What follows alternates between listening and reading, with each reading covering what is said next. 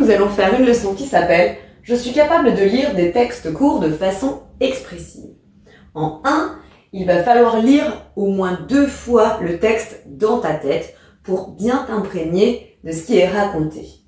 En 2, et bien évidemment, on va essayer de comprendre qui parle, de quoi il parle et quels sont les sentiments qui sont exprimés dans le texte. En 3, on va identifier la ponctuation puisqu'en effet, ça va pouvoir t'aider après à mettre la bonne intonation. En 4, on va regarder les mots de liaison puisque ceux-ci vont pouvoir te permettre de reprendre ton souffle au moment de la lecture.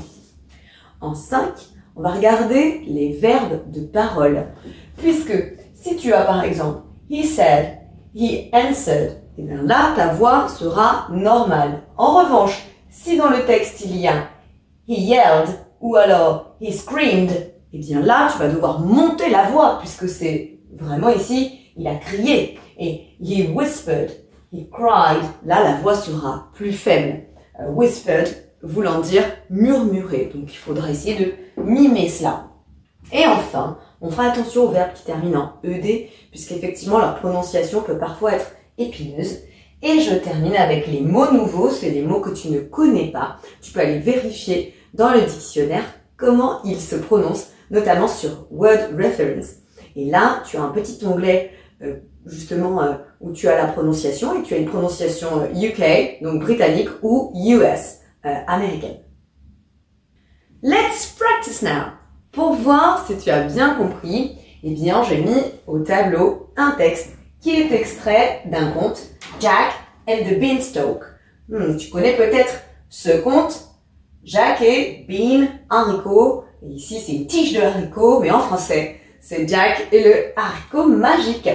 Je vais m'éloigner de l'écran et comme ça, tu vas prendre le temps de lire au moins 2 fois le texte. Mais avant cela, je voulais juste préciser que widow, c'est une veuve, son, c'est le fils et que cow, c'est une vache. Allez, tu peux mettre sur pause et lire au moins 2 fois le texte.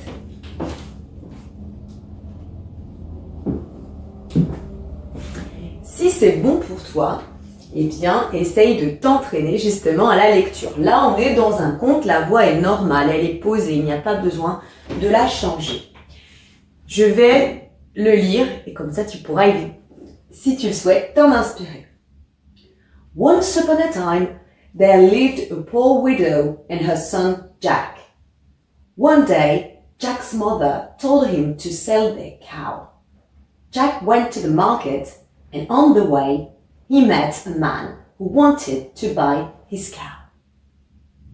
Voilà, c'est sans doute pas parfait et on peut le faire plusieurs fois de plusieurs manières, mais c'est un moyen, en tout cas, pour t'aider. I hope it's easy for you now. See you later. Bye. Maintenant que tu as tout compris, entraîne-toi en faisant les exercices ci-dessous.